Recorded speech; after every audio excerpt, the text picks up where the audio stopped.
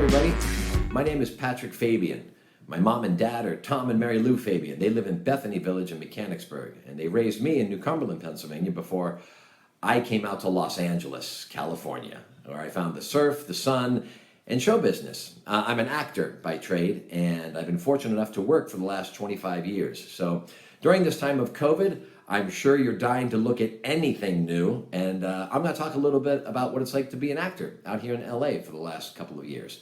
I hope everybody's being safe there in Pennsylvania. It's my hometown, and my heart's still there, and I still root for the Steelers. Sorry, Eagles fans, I still root for the Steelers. Anyways, I hope everyone is well, masking when you need to, and taking care of one another. And then hopefully we'll be all on the other side of this very, very soon.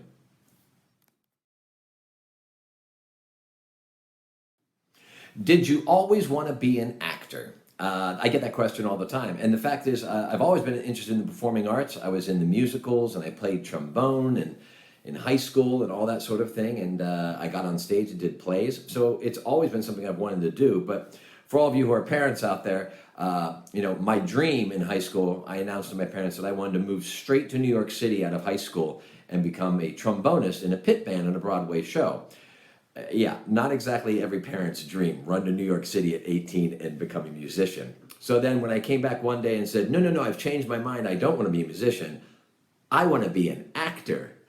Now that I'm a parent, I can also appreciate that my mom and dad did not say no.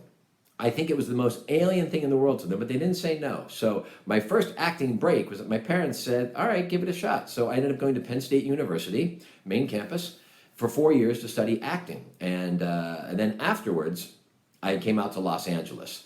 And I came out to Los Angeles and got myself a master's degree in theater, which, yes, for those of you out there, my father and mother also were like, they give master's degrees in theater? And indeed they do. And it allows you to teach at a university level if ever that would occur. So I spent 2 years doing that. Then I came up to Los Angeles and started waiting tables like every actor does. I did that for a couple of years, and then I put myself out there for some auditions, and my big break was a shampoo commercial for Head & Shoulders. That's how I got my union card, which got me into the Screen Actors Guild Union, and pretty much from there, I've just started turning gig after gig after gig ever since then, back in 1992. The first official gig, though, I would say, is I was waiting tables in downtown Los Angeles, and I got a call from a gentleman called Mark Teschner, and he was the casting director for the soap opera General Hospital, which, for those of you who don't know, General Hospital's opening credits, when they show the imaginary town of Port Charles, is Harrisburg, Pennsylvania. How about that little fact you didn't know? So Mark Teschner calls me up because he had seen me audition for something else, and he offered me a job. The job was to play a waiter at a club called the Outback Club in General Hospital. So in true Hollywood form, I had to get somebody to cover my real waiting job shift in downtown Los Angeles so I could go to a studio and put on a fake waiter's clothing and then be a fake waiter to get paid. That was one of my first television gigs ever, and I thank Mark Teschner for that forever. I realize I'm talking and people are probably like, I think I know him, but I'm not quite sure. I'm the kind of actor who has been on a zillion different things. I didn't get famous or anything in my 20s or 30s, and still not famous, but somewhat recognizable because I've been on TV for the last 25 years, mostly playing like the bad corporate guy who, like in a CSI, I've been on all the CSIs. Starts off the first part of the show seemingly nice, and by the end I'm in handcuffs. Sorry, Mom. Currently, I'm on a show called Better Call Saul, and that's on AMC TV, and I play a lawyer called Howard Hamlin, and that's been on for 5 seasons now. We're going to do our 6th season, which will be out next year, and that's pretty popular, but I've been on like Will and Grace and Friends and Grey's Anatomy, and I started off on Murder, She Wrote, Zena, the Warrior Princess, Star Trek. I've sort of been all over the place. I'm what is known as a working actor, and I'm very, very lucky and blessed because of it. It also makes it really interesting because you never know what's coming up next, and it's always fun to see what sandbox you get invited to play in.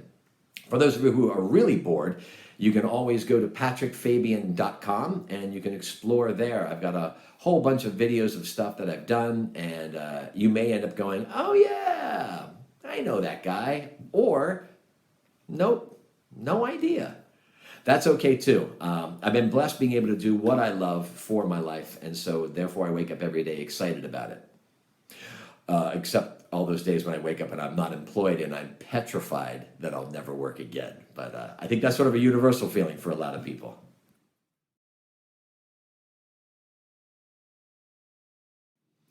In terms of career, I'm on hiatus between seasons 5 and 6 of Better Call Saul, the show that I'm on, and we were not scheduled to go back to work anyways until later this year. And as of now, we're planning on going back to work. I think no one knows exactly what's going on, unfortunately, right? I mean, that seems to be the thing, and even the best science is unable to give us any definite answers. So right now, it's mid-May, and it sounds like we're in the stage of the country starting to quote unquote try to open up.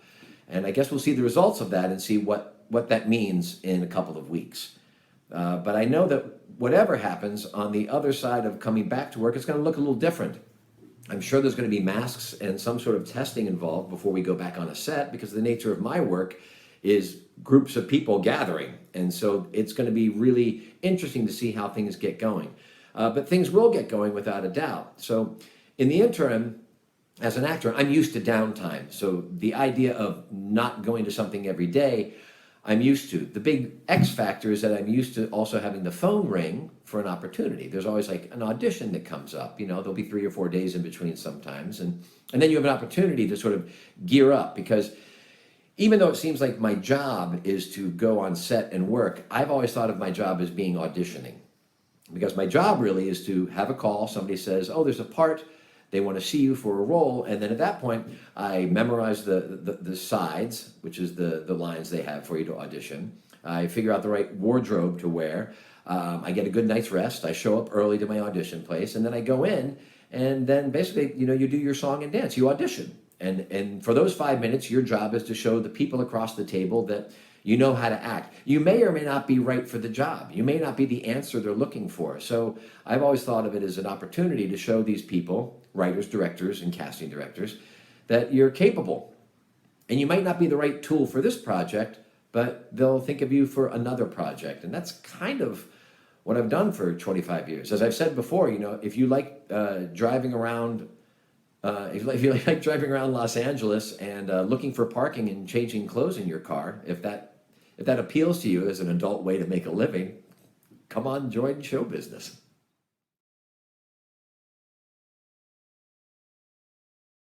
Well, hey, like you, I'm sheltering in place with my family, and what I've discovered is, one, I got lucky. I married really well, and my kids, I like my kids, so it's a double whammy of goodness. We end up doing lots of stuff together, playing lots of Sorry, Monopoly. My daughters are 7 and 9, so they're right at the age where, depending on their mood, they're great game players, and depending on the mood, they're the worst children to play a game with, and you know what I'm talking about. No one wants to lose, my daughters don't like to lose. We're doing bike riding, we're baking bread together.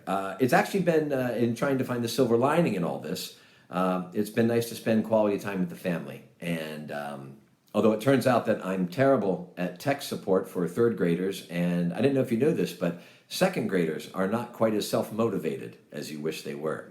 But when it comes to watching TV, the kids and I have been watching lots of nature stuff, revisiting The Blue Planet, which is an awesome series about the world we live in. Absurd Planet, which is all about the funny things in nature we've been giggling at. My wife and I watched Tiger King on Netflix, and if you haven't seen it, just do yourself a favor and start watching it. It's sort of jaw-dropping and amazing. So Tiger King on Netflix. Also, Mrs. America, I've been watching on Hulu. I always love watching John Oliver on HBO. And it's a great time to rediscover. If you don't have TCM, is it TCM? Turner Classic Movies. Yeah, that's a great channel to watch some older films. And I'm a big film buff. Obviously, I'm in the business. So I love going ahead and checking off things that there's things that maybe you've pretended that you've seen, but you really haven't seen. Like a Casablanca, a Humphrey Bogart. Or some of those great things from the 70s, 3 Days of the Condor with Robert Redford. Or if you haven't seen Butch Cassidy and the Sundance Kid in a while, I don't know. Was there ever prettier people in the movies than Robert Redford, Catherine Ross, and Paul Newman? I think not.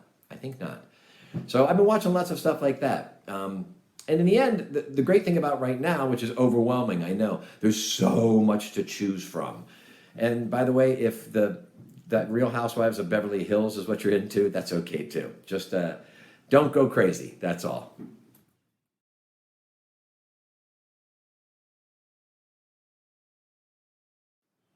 Like I said in the beginning, my mom and dad are Tom and Mary Lou Fabian. They live in Bethany, and they raised me in the house that they owned and operated in New Cumberland for 44 years. And when they said they were moving and getting rid of the house, like a lot of kids, I called back and was like, no, you can't get rid of the home. But as my mother pointed out, it was a home that I wasn't visiting very often. And, you know, I lived in the West Coast and I had a whole full life out there. And there was no reason to keep the house.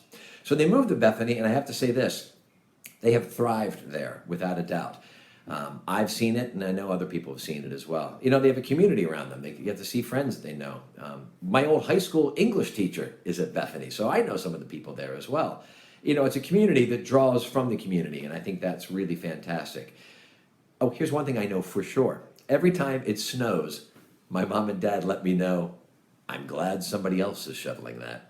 And it's true, because you know what? If they were still in their house, they would be shoveling it. And there's no reason they need to do that. And Bethany takes care of that and takes care of them. And I'm really, really happy for that. You know, I'm all the way on the West Coast.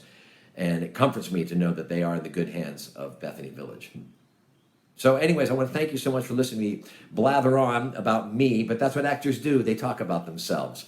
I hope everybody stays safe there in central Pennsylvania. We'll do our part out here in Los Angeles. You do your part there, and then hopefully we'll see each other on the other side without any problems whatsoever. So thanks again, and stay safe, and I'll talk to you soon.